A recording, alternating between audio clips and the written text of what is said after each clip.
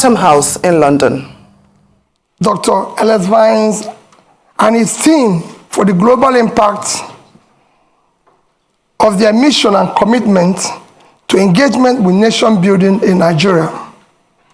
In providing this global platform to interrogate the vision of those seeking to lead Nigeria at this time with clear existential threats, as I will discuss shortly, are pervasive across our dear country. This Chatham House event challenges us to a new thinking. We have an alarming insecurity that led to loss of many lives and properties, significant decline in food and economic output, immense trauma that has compromised the mental health of communities, and in some cases, irredentive pressures and disaffection with the Nigerian project. The economy is in crisis, with a troubling debt profile worsened by oil theft of proportion once hard to imagine. 2 economic recessions in 6 years and lamentable power sector that have significantly constrained manufacturing and social life. The Nigerian state is captive to an elite gang-up and a rentier political economy that concentrated power in hands of those who came to power and influence mainly through their own contrivances and influence rather than affirmation of the people, and therefore do not have the incentive to serve the people. Even after exploiting the ethnic and religious cleavages, sentiments to ascend to political power, the very people on whose sentiments they grab power often become the primary victims of such political fraud that has rendered Nigeria a failing state with worsening leadership crisis. Consequently, Nigerian democracy had been on the wane, evident in Afrobarometer longitudinal tracking, which reveals low voter turnout.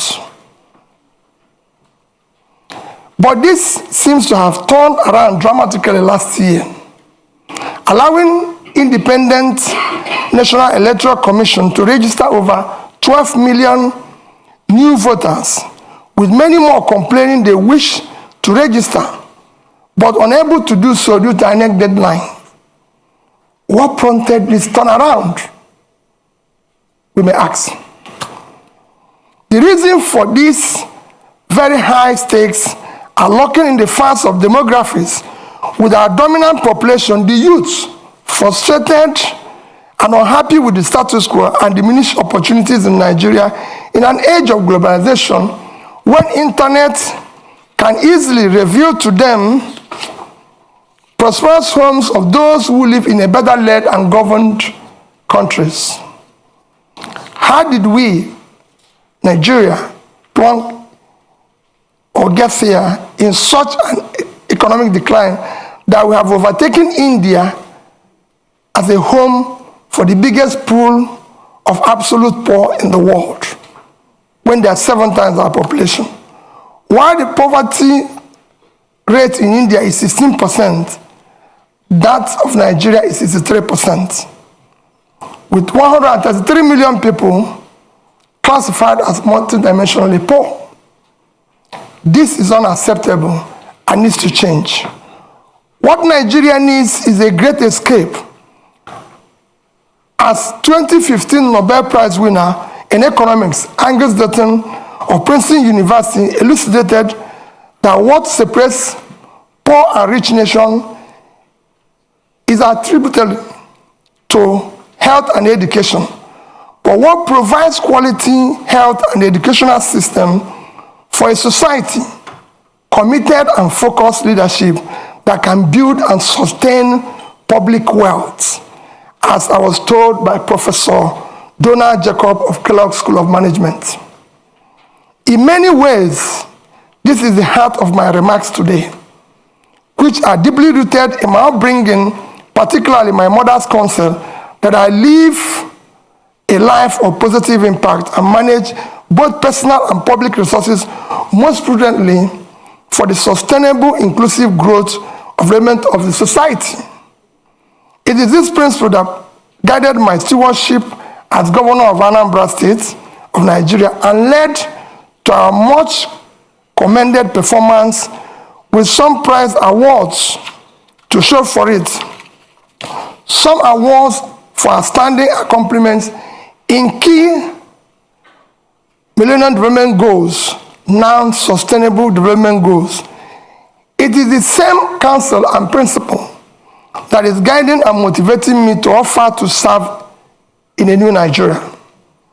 The answer lies in leadership, institution, and demographics. The good news is that the demography is driving the change we're seeing in Africa. With election after election last year in Africa, in which establishment parties are being upturned by new and small parties. It is this change that my vision of policy change and institutional development is rooted in a push for a broadened scope of social mobility and freedom for Nigeria, particularly for the youths and women. Like the former British Prime Minister, Harold Macmillan, said, at the start of the independence decade, a wind of change is blowing across Africa. Today, that new wind of change sees the ballot box as being instrumental to changing of bad leadership. Senator Yusuf Dat Ahmed, my running mate, and I are committed to new politics that start with ethics of servant leaders and anchored on marriage of clean hearts and skillful hands. We know that unless we change the politics by changing the political leadership, we are stuck in this terrible state of underdevelopment and misery. We will build patriotically our institutions, particularly the ones directly responsible for implementing government policies, to make them fit for purpose. It is not to be doubted at the global scene that Nigeria is blessed with some of the most entrepreneurial youths in the world, in science, in business, in art and entertainment. We believe that what remains is the changing of leadership class from predictors to creators of value, from those whose wealth and power drive from the institution of the nation and its people to those who have demonstrated competence, character, capacity to invest in human development, create prosperity, and instill right values and ethical conduct deserving of servant leaders. Nigeria today is at a critical juncture, and the people led by the youths, brutalized by bad leadership, are awake and leading the movement to transform Nigerian politics and restart the engine of economic growth and social stability. We count ourselves honored to be trusted, especially by the youth, to lead this democratic revolution, and we are deeply pledged to do so with sincerity, accountability, and unquenchable love and desire for a better Nigeria. We are simply the symbol of Nigerian youth struggle to reverse this ugly trend that keep driving them into social anomia, despair, and rejection of their country. We are determined to do everything that needs to be done to rescue and lead our country to prosperity, freedom, security, and peace. We will use merit to assemble competent Nigerians from all sections of Nigeria to form effective government of national unity. At the heart of my goal here today is to look at our Labour Party's key policy plans and how they will drive up the quality of life of average Nigerian, dramatically reduce poverty, and return Nigeria to a place of strategic relevance in a world that needs a thriving and well-governed Nigeria, stabilizing the continent of Africa, making it high-value add for a planet impaired by environmental challenges, terrorism, and inequity. I also plan to speak on institutions and how the leadership we offer can facilitate the evolution of stronger institutions with the rule of law a key anchor to nation building in Nigeria. I have no doubt that the policy choice we favor and the strong institutions Labour Party will facilitate will move Nigeria from a country of rent seekers sharing oil receipts and consuming conspicuously to the one that produces based on vast factor endowments whose value chains can move us towards a high employment economy. We will turn our youth budge to a democratic dividend rather than today's harvest of time bomb of violence, insecurity from uneducated, unemployed, and marginalized youth. This forms the first and most important thrust of our government priorities, without which the rest will not be achieved, to secure Nigeria, end banditry and insurgents, and unite our dear nation to manage our diversity such that no one is left behind. The growing insecurity you see in Nigeria today is not because the enemy is formidable. It is not a lack of focused leadership, ineffective security government structure, and poor coordination from the center.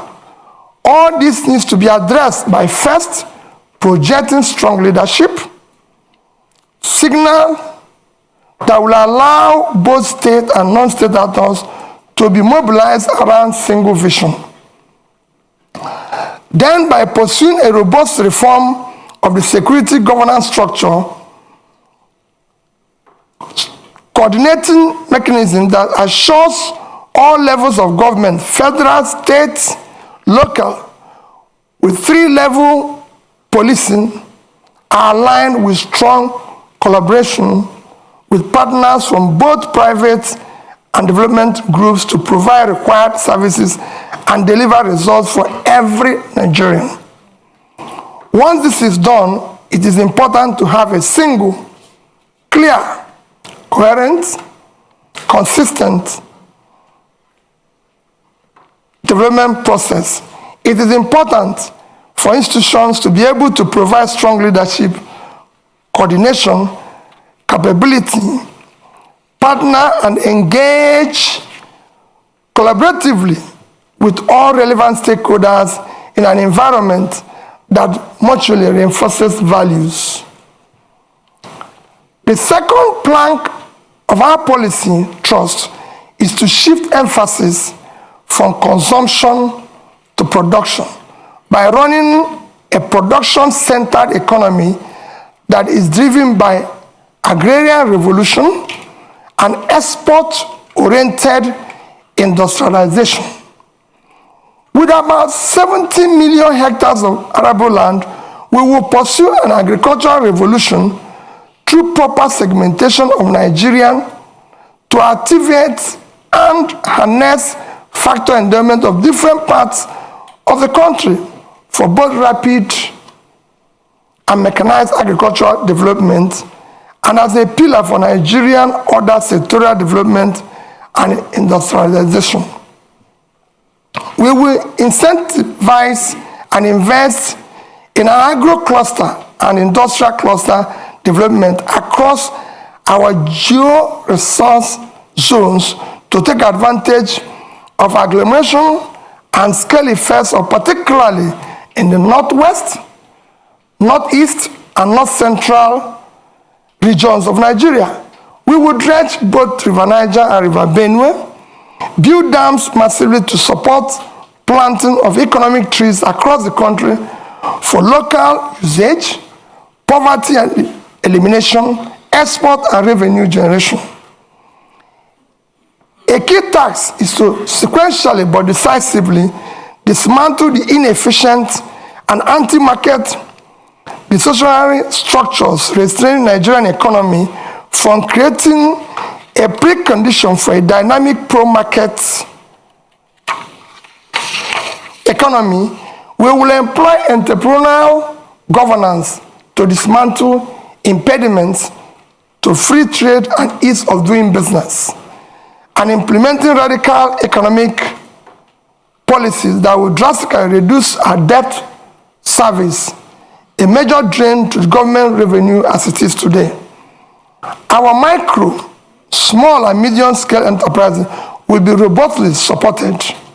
Further borrowing must be strictly for productive purposes and not for consumption. While we aggressively pursue the activation of all opportunities in oil and gas value chain, we will target incentive schemes that will be professionally administered to diversify our non-oil export portfolio with proper consideration and management of climate change risk and opportunities. The third pillar of our government priorities is to restructure the polity through effective legal and institutional reforms to entrench rule of law, aggressively fight corruption, reduce the cost of governance, and establish honest and efficient civil service. Reducing costs of governance in Nigeria is an effective way of fighting institutional corruption. In addition to reducing the cost of governance and streamlining government operations for efficiency and effectiveness, we will ensure that reforms we pursue will not in any way affect the livelihood of our hardworking and efficient civil servants. Critical to fighting corruption, we will install a new budgeting system founded on a cardinal principle of public accountability, objective setting, and program implementation. This is against the extant budgetary principles of revenue mobilization, expenditure allocation, borrowing without emphasis on monitoring, evaluation, and feedback. We will enforce principles of performance, auditing, institutionalized monitoring and evaluation process of the entire public service delivery as the primary means of actualizing our vision of the new Nigeria. This reform will institutionalize our personal involvement of both the President and the Vice President in setting budgetary objectives of MDAs and monitoring, evaluating the implementation process through Office of Regulatory Review in the Office of the President. Budget monitoring and evaluation capacity will be strengthened within the Presidency. We will embark on effective micro and physical restructuring to quickly restore physical viability by discontinuing unaffordable subsidies which have left a black hole in government finances. Fiscal and monetary policy will be properly coordinated with each conventional tool transparently instead of distorting markets in favor of privileged few. For instance, an avoidance of doubt, we will collaborate with Central Bank of Nigeria for a transparent liberalization of our foreign exchange market and dismantling of OPEC multiple exchange rates regime, which effectively subsidizes few privileged persons. We will seek to boost the supply side rather than continue to concentrate exclusively on demand management of foreign exchange. When unaffordable subsidies are removed, some carefully calibrated transfers will be used to cushion adverse impact on economically weak. If the competitiveness of the sector is to be enhanced, then we will do so via enactment of transparent and specifically target fiscal and trade policies designed to stimulate investment and growth. Revenue shortfalls and leakages such as oil theft will be dealt with decisively by holding persons in position of authority fully accountable. The fourth plank of our governance priorities is to leapfrog into the fourth industrial revolution through application of scientific technological innovation to create digital economy. Building on the gains of agriculture-led manufacturing and export, we will pursue development of knowledge and skills to leverage on the emerging disruptive digital technologies, automation, Internet of Things, artificial intelligence, robotics, virtual reality, blockchain technology, biotechnology, and data science, all of which are the heart of the fourth industrial revolution. The fifth plank of our government priorities is to build expansive infrastructure for efficient power supply, rail, road and air transportation, and pipeline network through integrated public-private partnership and entrepreneurial public sector governance. Our solution to the perennial power problem in Nigeria is comprehensive and is well covered in our manifesto. We will ensure that we deal with the issue of transmission distribution. However, we will immediately complete the 2.3 billion Nigeria Siemens network improvement deal to achieve a stable 7,000 by the end of this year, 11,000 megawatts by 2024, and 25,000 megawatts by 2025. We will support local manufacturing capacities and power technologies and encourage and expand local R&D in universities, training centers, and workshops, through which many jobs will be created. Our sixth priority program is to enhance human capital development of our youth for productivity and global competitiveness through investment in education, in research, quality health, and entrepreneurial education. The World Bank Human Capital Development Index ranks Nigeria 168 over 173.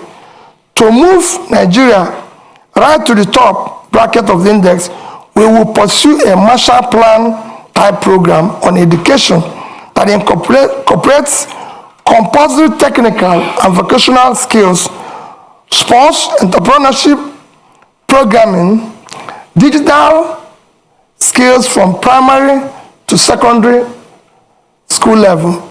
In line with this commitment to transform our educational sector, we will prioritize funding of this critical sector. Our tertiary institution will be remodeled to serve as hubs and centers of research, development, and commercialization of ideas for quick industrialization of Nigeria. Finally, our seventh priority is to conduct an Afrocentric diplomacy that protects the rights of Nigerian citizens abroad, advances the economic interests of Nigeria and Nigerian businesses in a changing world. In concluding, let me say that the problem with Nigeria is at once complex and simple. It rests on leadership. As our erudite Professor Chinua Achebe stated, The trouble with Nigeria is simply and squarely a failure of leadership. In Achebe's view, there's nothing basically wrong with Nigerian character. The Nigerian problem is the unwillingness or inability of his leaders to rise to the responsibility, to the challenge of leading in the front by example, which is the hallmark of true leadership.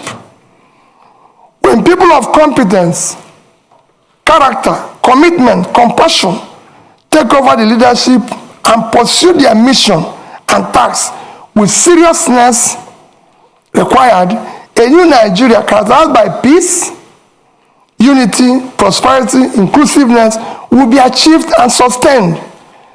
That is what's driving Dati, Baba Ahmed, and I to join to offer to lead this desire and crusade of Nigerian, particularly the youth, for an inclusive and sustainable Nigeria that works for all. In line with my upbringing, especially my mother's counsel, my promise is that Nigerian resources will be most prudently used for Nigerians.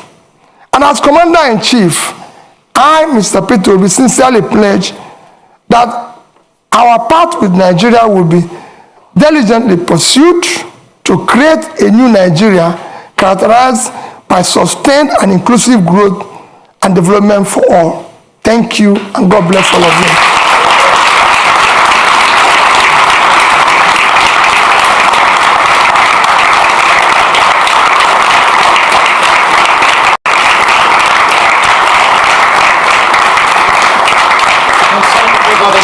Thank you. Peter, I don't know if you want to sit for a moment while we take a few questions. We'll take them in threes, or you can stay there as you wish. Yeah. Look, the first question, we have, at the moment, the analytics are showing we have tens of thousands of people watching. So my apologies if you are on Facebook, YouTube, the Chatham House channel. We can't take questions from you. On Zoom, we have hundreds of questions that have come in. One question is from Baba Femi Adibola, who is asking the following question. Given the complexity of Nigeria's democracy and the Labour Party not projected to have the majority in the National Assembly, how would you work with legislators to ensure the radical reforms you are proposing come to light if you win the presidential election? So that's one question. Just hold that there, and I'm going to go right to the back of the room, right at the corner there, the gentleman right in the corner. Yes, so yes, you. Please go ahead, introduce yourself, and one question, please. Thank you. All right, thank you. My name is Ajiboye Tumishi from Huddersfield University. So my question is simple. The activities of the hip-hop in Nigeria is on alarming rate every day. And with all the policy, beautiful ideas that you've listed down, sir, without tackling security head on, they are impossible. So one of the allegations given to you is that you've not condemned the activities of the hip-hop. So, and tackling of security. Can you sum up, please? Let me land. Tackling of security. Ladies and gentlemen, let's. Sorry, I'm a student. We have to line. Tackling of security. How will you tackle it, sir? Are you introducing? Yes. Please. Are you introducing state police, or are you strengthening the federal government security apparatus? Thank you. Thank you very much. I have another question that has come in, which I want to ask from our virtual audience, and it's from Vivian Achekwezu, who's asking the following.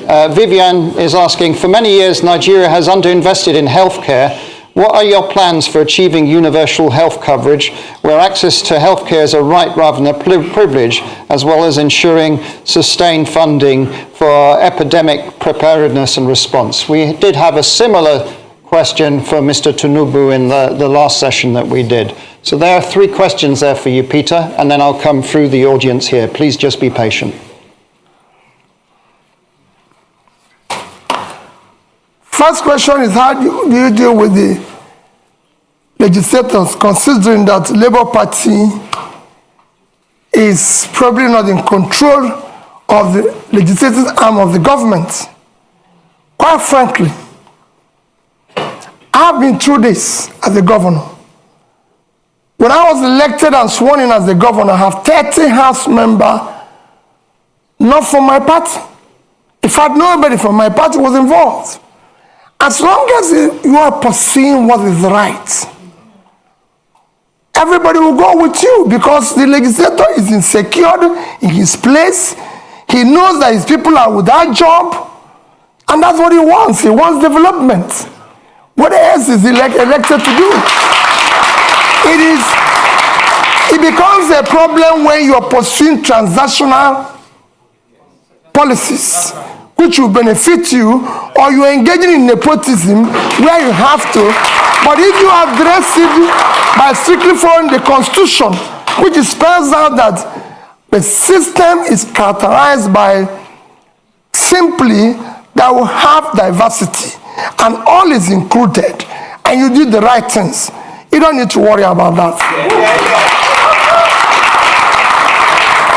On the issue of IPOB, maybe you're not following me. Even yesterday, I spoke about Biafra being ended 53 years ago.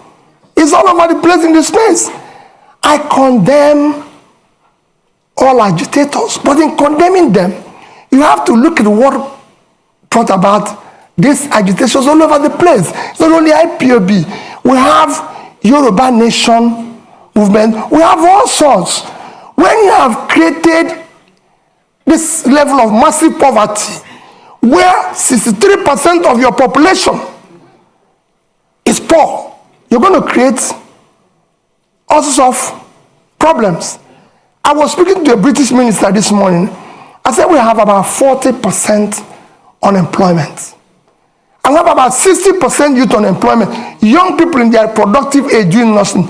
If you have 15% unemployment in Britain today, you're going to have massive, remember, agitation. Nobody will be able to leave his house. So what you're seeing is a cumulative effect of leadership failure over the years, which will be solved by good governance. When people start seeing justice, fairness, and inclusive government and doing the right thing, all those things will start reversing itself. And that is what me and that is offering. I will talk and discuss with all agitators. There's nothing wrong in that. People agitate even in my house, and I'll talk with them.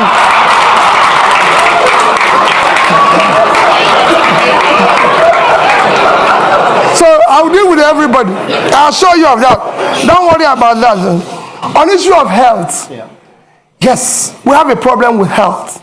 We have underinvested, and because our government have not prioritized our development agenda, everybody knows that the only measure of development that is recognized globally today is Human Development Index.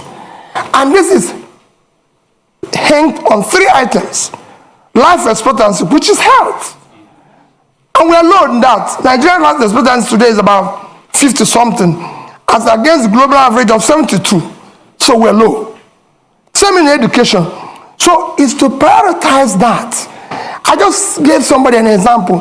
In the past 5 years, from 2015 to 2021, Nigerian budget in health is under 2.5 trillion naira for 200 million people. It's unacceptable. Even this year, our budget for health is about 1.5 trillion. Our budget for education is about 2 trillion. 2 of them combined, annual budget is about 3.5 trillion. when your 6-month budget for subsidy, which is a criminalized, listen, is 3.6 trillion, it's unacceptable. You have to put money in key development areas, as Professor Johnson has just mentioned, and I read out here, that what separates country, rich and poor, is health and education. So it's clear. So we will deal with it. But he said, how do you cover it? Nations of our size have covered it. How did India, for 1.4 billion people, cover issue of health? How did Indonesia cover that? Well, big nations have done it well. If we don't know how to do it, we learn from them. There's nothing wrong in learning if you don't know how to do it. I'm going to take more questions. Now, there is someone who has such a strong arm. Their arm has been up for 15 minutes. Now, I'm not going to say that's criteria for taking question next time, but madam, you get the question. You have the strongest arm in the audience.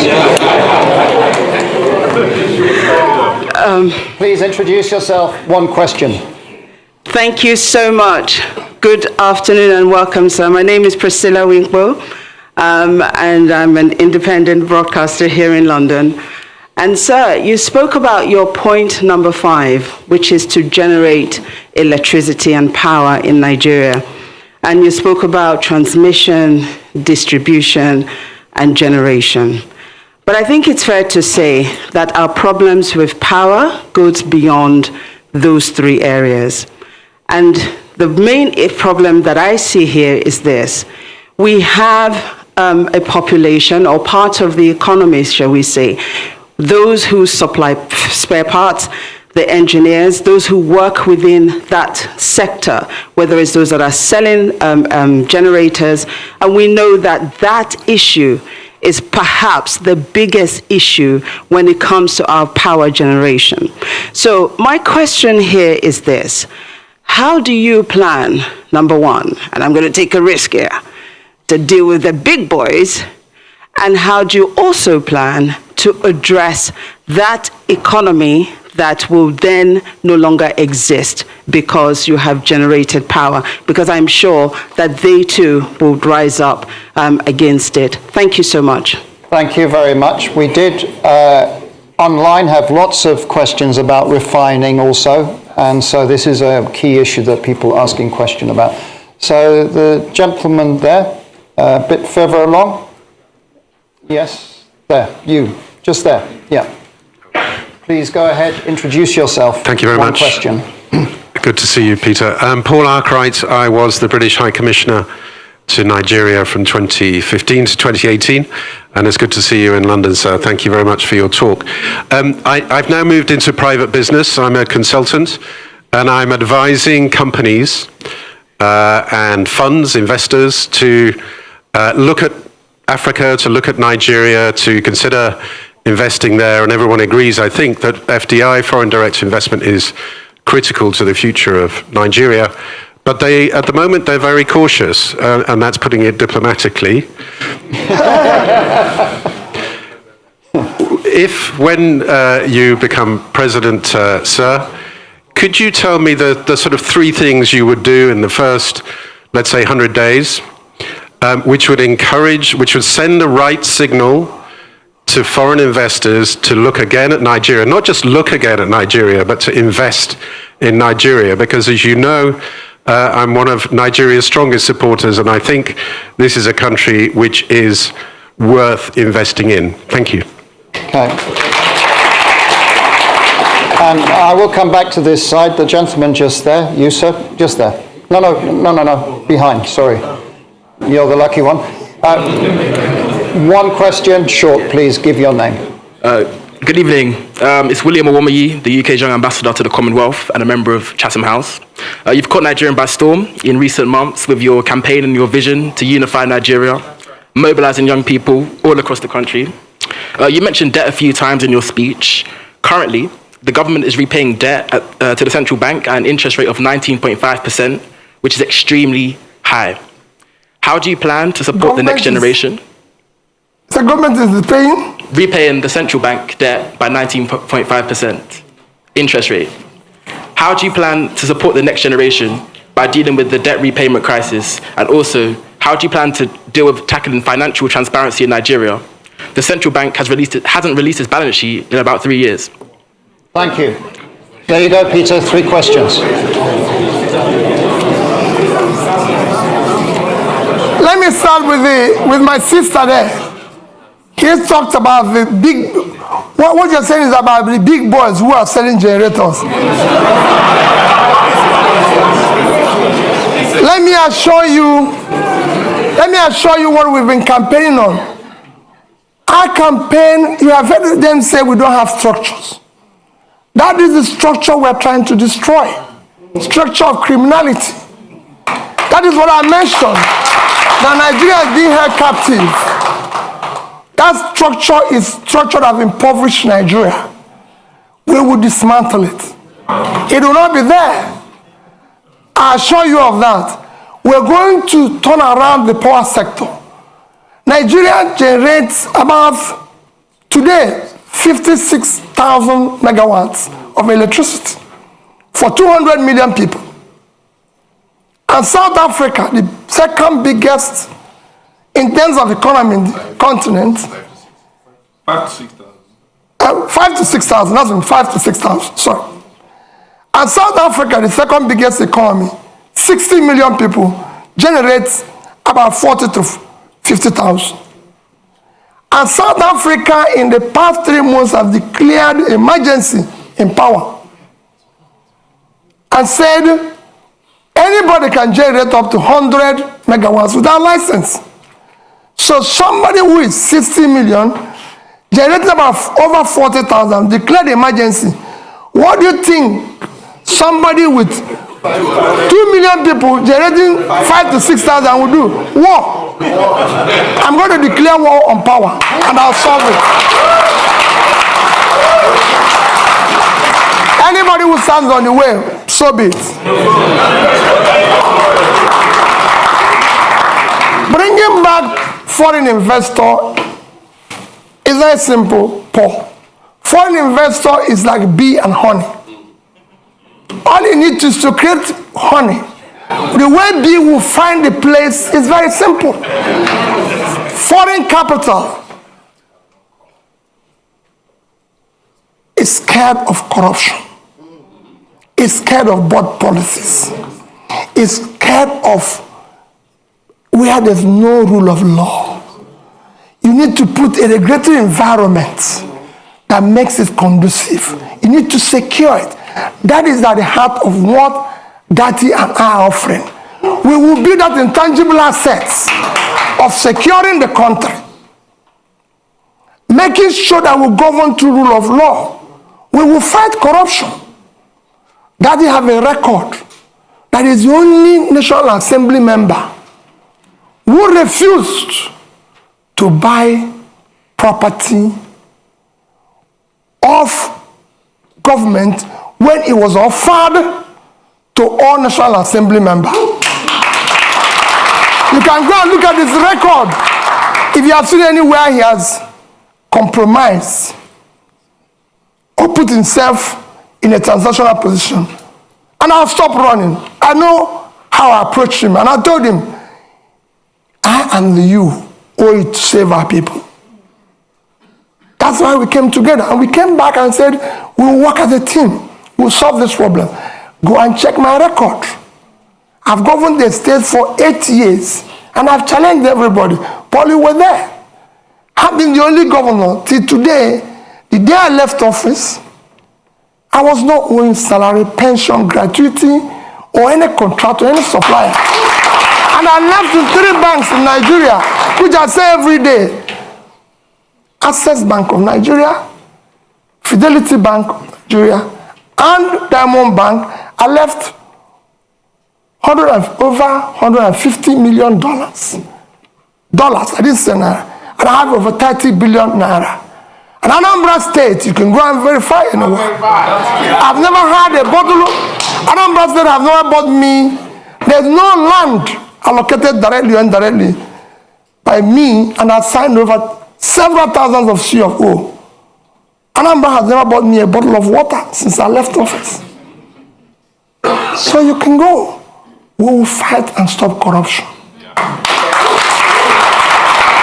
The first thing about stopping corruption is yourself.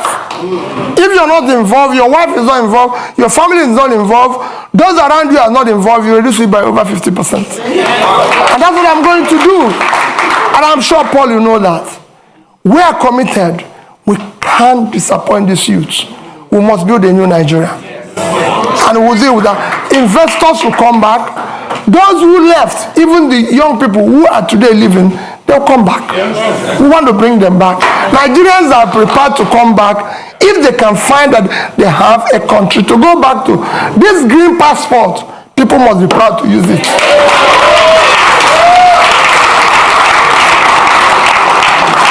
On issue of capital, where do you find money? My young brother, there's nothing wrong in borrowing. Borrowing is a legitimate way of every government I've studied in the world borrow.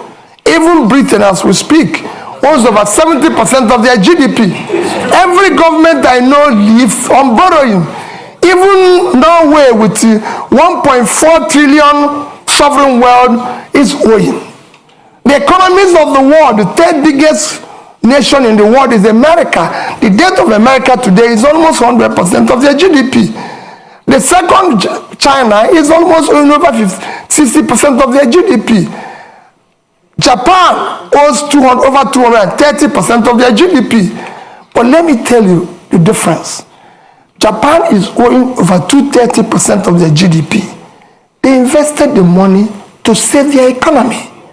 And in that, even with that, Japan is still the highest holder of US treasuries. So there's something they can fall back on. What has happened? So borrowing is not wrong. If I have time, I compare two countries that borrowed with Nigeria and how well they've done. But what has happened is that when you borrow for consumption, you have a crisis. Nigeria borrowed for consumption. Nigeria in 2015 had a GDP per capita of $2,550. And we're owing about 15 trillion naira. Today, with central bank ways and means, we're owing over 75. So we have grown that debt by about 400%. But our per capita is 2,000. That means that the money we borrowed was thrown away. So that is what I'm going to reverse. We will restructure the debt as it is today. We will restructure it and put it a long time to be able to pay it. I'm a finance person, that is one. And then we will not say, like I said here, no more borrowing for consumption. We will still borrow, people will see it, it will be transparent, it will be for investment. And that's what we intend to do. Countries have been in this situation before. We are not in a situation where other countries haven't passed before. It's a question of showing leadership, and we will be able to solve it. Thank you. I'm coming back. We are now almost around 60,000 people just watching us and sending in questions. So we're trying to be at least a bit inclusive. We have a question from Debo Ademoyo, who is asking, what are your policy ideas on climate change? Do you have a plan for ensuring sustainability in a new government? So that's one question. Then there was a joint question from Miss Etty and Zindi Anthony Levy, and they're asking, insecurity is a major problem. What are your plans in tackling this? What are your plans in terms of security sector reform in Nigeria? I'm going to take two more physical questions in the room. The lady right in the front here. So I'm not going to discriminate with the front rows. Please, go ahead. Thank you. My name is Chi Chikwendo. I'm a practicing solicitor here, advocating, of course, for rule of law. Thank you so much, Your Excellency, for the inspiring exposition on your vision for policy change and institutional reforms. It seems to me that it's clear from that if and when elected president, your transformation vision to increase the production capabilities across the various sectors mentioned, including agriculture, extraction industries, human resources, will, to a large extent, hinge on the depth of your level of commitment with Dati.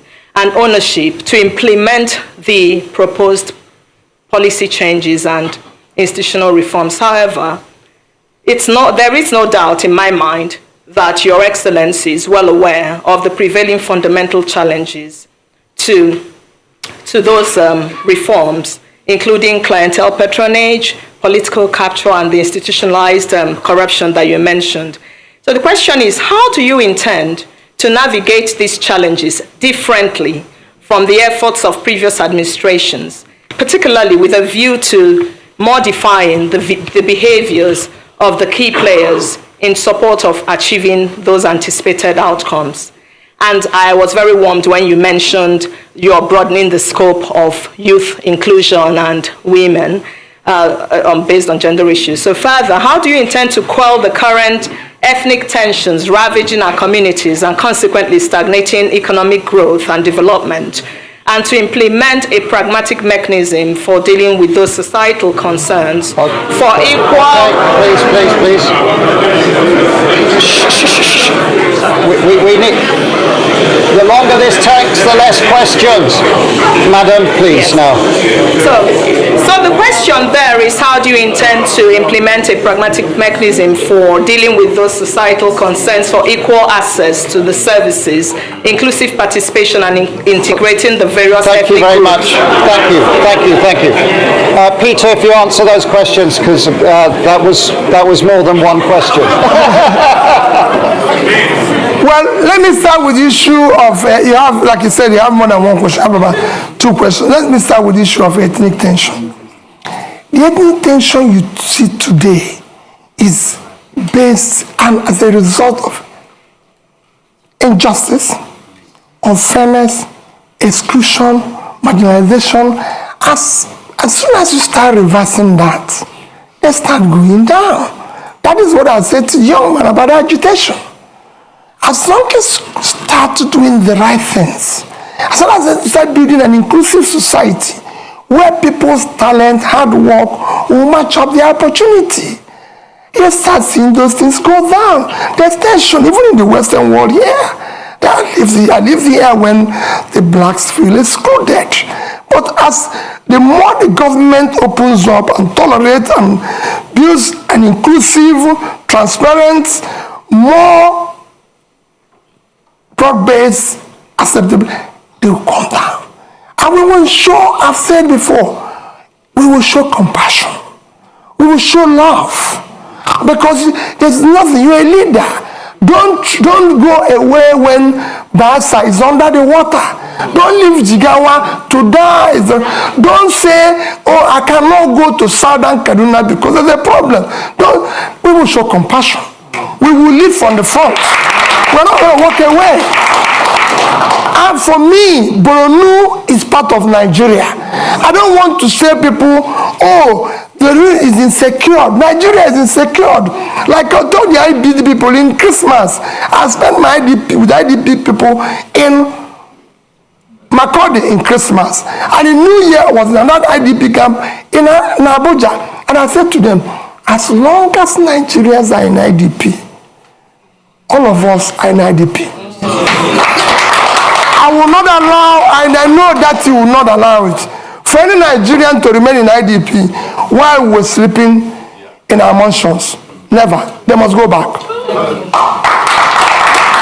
On issue of challenges and dealing with the challenges you foresee, I've dealt with such challenges at the Anambra level. And I'll show you the same challenges. We're not going to, as long as you're not involved in this transnational governance, you can deal with anybody. And we're not going to compromise. We have an issue, I said, we're at an existential threat that we don't need to. There's nobody, there's no sacred cow. You either be a Nigerian or you can find another country. We have a country with the rule of law. It will be the same level playing field for everybody. I want to solve the problem.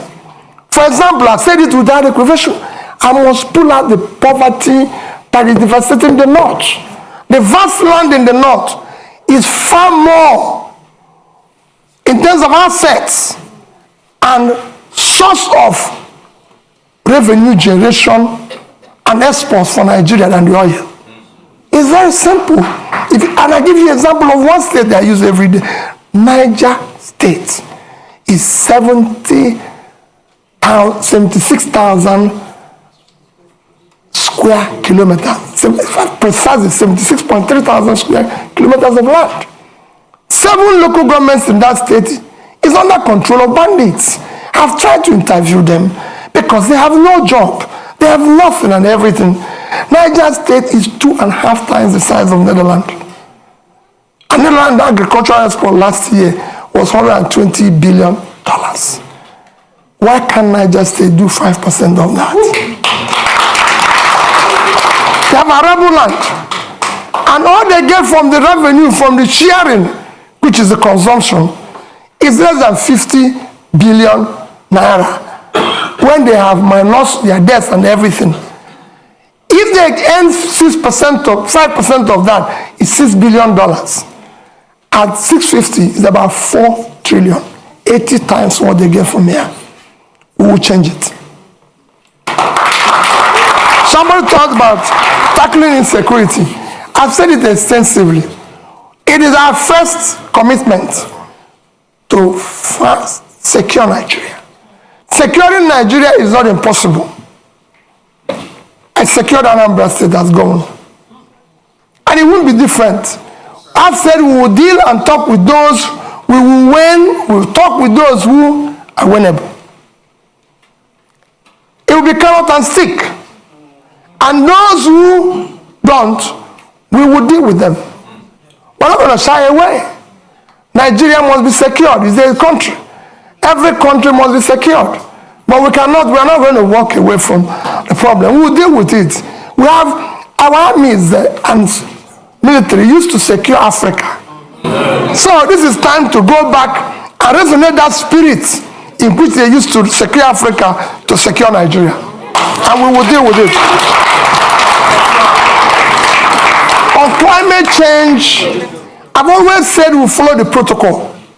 And I did mention here about issue of things like planting trees, issues of dredging. These are some of the climate change issues, because as you see today, we have a situation where there's flooding in Nigeria because we've not dredged River Niger, River Benue and everything, and I said it consistently. This is not difficult. We've awarded contracts for it in the past. Today, every Egyptian will tell you, no Nile, no Egypt. They have used it to improve the water transportation, which dredging this one will do. And that's along fighting climate change. They've used it for other means, which we will use the same River Niger and River Benue to do. River Niger and River Benue combined is, River Niger is 4,200 kilometers long. River Nile is 1,400. River Benue is 1,400 long. So two of them are 5,600. Nile is 6,650. If Egypt, an African country, can dredge, maintain River Nile, Nigeria is big enough to deal with this, and we'll deal with it. And I assure you, you'll see the difference. It will be clear. Other protocols of climate change, will follow it. Where we find difficult, we'll negotiate and talk with other involved in that. We are signatory to it, and it's devastating the world today. So we must follow the protocol. Thank you. The clock is ticking. We're on borrowed time now, but we are going over, as I said. So there's right at the front here, there's a gentleman there. I'm going to take 3 questions, and then I think the clock is going to have had its say. Short and sharp, please. I'll go ahead. keep it short. Hi, good afternoon. My name's Alexis Akwajiram. I'm the managing editor of Semaphore Africa. My question is, if you become the next president, would you seek to keep the current central bank governor or replace him? And please explain your answer. So, the gentleman in the middle there.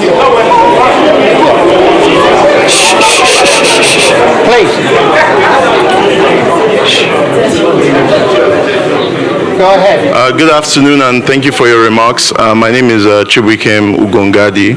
I'm a master's student at King's College London, and it's funny, actually, my question is related to him.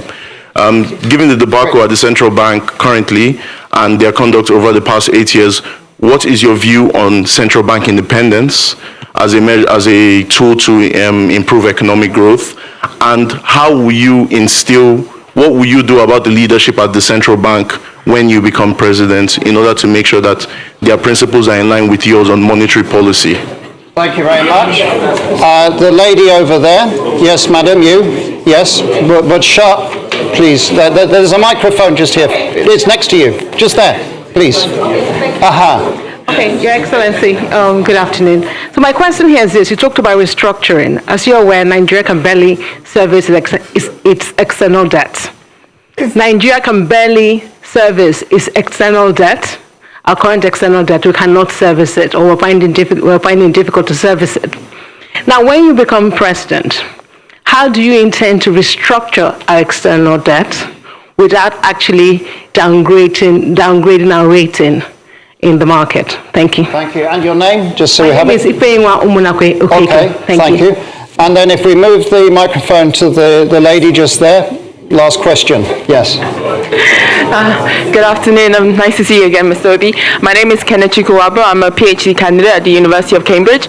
I study public-private partnerships and education. I read your manifesto, and it seems PPPs are taking a central stage in education sector. So I wanted to ask, what is your rationale for involving private actors in public education, and what governance structures would you put in place to ensure the accountability of these actors in a sensitive sector such as education? Thank you. Thank you very much. My apologies. We've run out of time now. I'm watching the clock.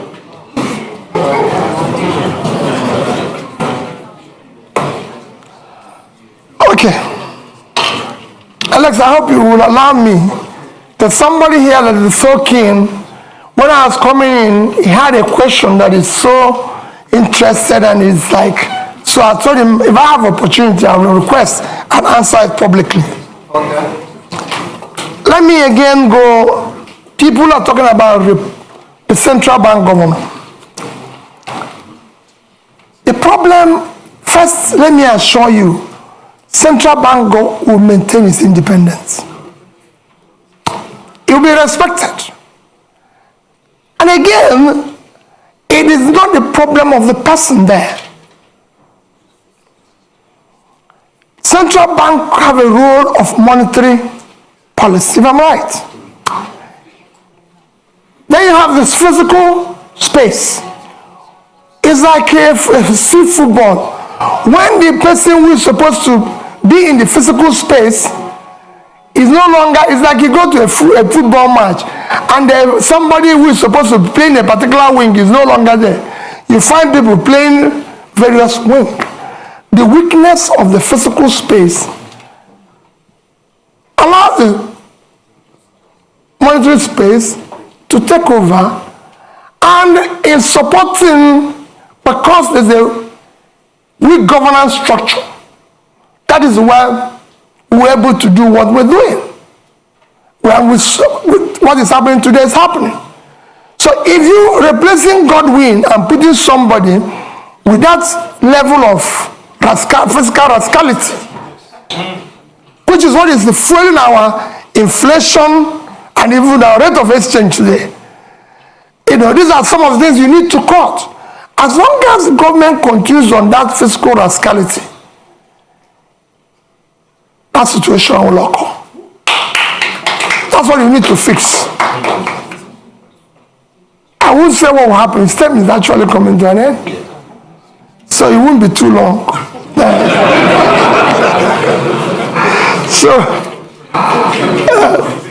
So that's that. I assure you that we'll deal with that. You asked about PPP in education. I said in Cambridge. Is Cambridge run by British government? No, I just want to know, because I don't know. When we're talking about PPP in education, we're talking about tertiary education. We're not talking about basic education. We will ensure that basic education is free And we will drive it aggressive because we have 20 million out of school children in the north, which I've said we will deal with decisively, because those children mostly have learned Quran, which means they're intelligent. We'll meet them at the point of learning Quran and teach them skill. For the tertiary education, we must find a way to fund it in a collaborative way, public partnership, in order to be able to ensure that 4 years will be 4 years, not what is happening today. That's what we mean by that. And it will be, you'll see, it's a win-win situation. That's it. No, not the basic. It won't be the basic. Then, issue of barely servicing our debts. We're not, I've said it before, we're not the only country that have gone through this. Once we move from consumption to production, what we're going to do first is that what you see today, we're inability to service our debts, is because of fiscal rascality. You're paying unsustainable subsidy, which will be stopped from day one, because it's criminal thing. You're no longer generating money because they're stealing oil. And the only people who can steal oil are people in government, because ordinary people cannot steal oil. You can't put it in your pocket. It's something that you come with sheep. So all those, and you stop corruption, the waste, everything. And you go to seek to ensure that the revenues of government are properly collected. These are things, when you have tightened all the leakages and wastes, you'll be able to increase your position and you negotiate and be able to service them. Look at it, just to give you an example. Nigeria is today the only OPEC nation, apart from Venezuela, because of sanction, that is not meeting up its quota. Because over the years of oil theft, the multinationals and everything have not been investing, coupled with the theft and everything. You're not realizing what you're supposed to. Every other nation that is in the same condition was able to bring down their rates and inflation within this period of Ukraine war. I'm not saying it's good to wait for war to be able to get more revenue, but people are taking advantage of it, because it's there. And you can't run away from it. But we couldn't take that advantage. Our situation got worse because of poor management of our own physical space, which will change without an eye. And finally, like I said, somebody kept telling me that issue that people have been saying that if I become president, that there's issue of being, how do I say that? What word do they use? Stingy. Pat knew the question of stingy. How are you going to manage? Because they said you'll be stingy and everything. And let me say it publicly that people don't know what it is all about. At the heart of poverty is capital formation. And you can't go about capital formation without savings. Even in the most developed world, which is why I said that Japan holds highest amount of US treasury. If you listen or you go and read about what Professor Ragnar Nask done in the 50s, it showed it clearly. Capital formation is the heart of poverty. Without capital formation, you have low productivity, low income, and you produce poverty all over the place. What I was doing as governor, I was the best governor in Millennium Development Goals by the UNDP. You can go and check that. It's there. I won a prize for the best road network. I I want the gay press back to back on health. You can go and see what I did in health. Build scratch, teaching hospitals and everything. Improved number one in education. And above all, I was able to save because I believe in future generation. If you look at that saving, I said future generation funding because we want to have proper capital formation to drive tomorrow. If I have opportunity in Nigeria, no matter what we do, we'll do the same thing. We must save for tomorrow. Because that's how you form capital to turn around tomorrow. So as the end, I appeal to all of you.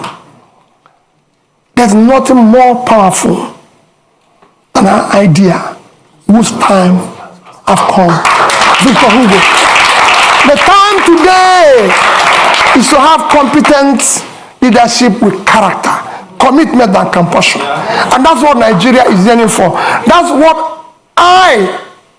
Dati and I are offering you.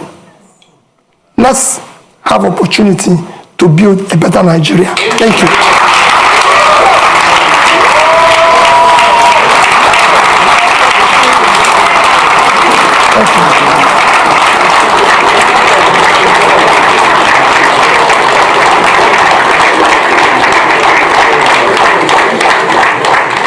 A couple of announcements.